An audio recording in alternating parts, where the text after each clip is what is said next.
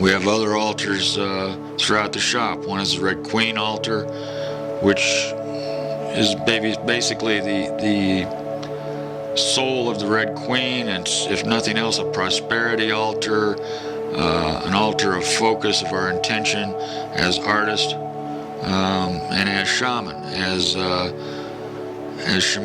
shamanic tattoo artists versus just skin artists. We have a lot of Chinese, Japanese, Oriental decor, which might not consist of an altar, but yet respects and ties back to the Orient, where tattooing has been a very complicated system in the past. And some of these places, just certain classes get tattooed. Only the poor people, or in Japan for a while, only the gangsters. Yet there's a long, colorful history that predates all of that. We have in our workroom altars to rock and roll. Rock and roll, to me, is part of the shamanic tradition too. Much of our media, movies, plays, music, all come out of a shamanic tradition. At the time that Christianity was taking over the world, many of the shamans went underground. They could become puppeteers, they could become jugglers, they could become fire eaters, and they could carry on their shamanic tradition under the guise of theater. And that is basically what rock and roll evolved out of. And rock and roll is definitely a part of the death and resurrection show. Some artists take you up to the heavens, and some take you down to the underworld. And there's as much healing and significance in music as there is in tattooing. Many of the tattoos I have are direct rites of passage type tattoos, and some are shamanic in a different way. I have hand tattoos and temple tattoos. In the Lakota tradition, when we cross over to the spirit world, there's an old woman on the fork in the road, the ghost road we call it, and she directs us which way to go on the fork. One way takes us to our ancestors. I'm not sure where the other way goes, but she looks for those tattoos to tell us which direction to take. So I'm hopeful that I'll get to be with my ancestors again, because I have those markings on my hand. My name, my last name, my medicine name. I have symbols of the ghost dance, and at the same time I have rock and roll. So I'm not sure, is Morrison going to be with the Indians? Is Jimi Hendrix going to be with the Indians, or is there a rainbow happy hunting ground that I get to go to? But at any rate, that's the purpose of some of those. Some of my other tattoos,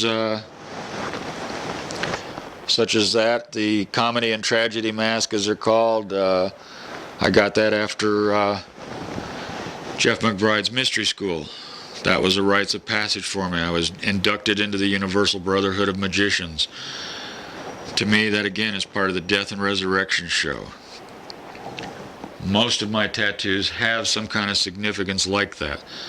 They might be not directly reflecting the event, but other times they are. After attending Fire Dance in California, the Phoenix was a symbol of that dance, the rebirth that happens through that kind of dance.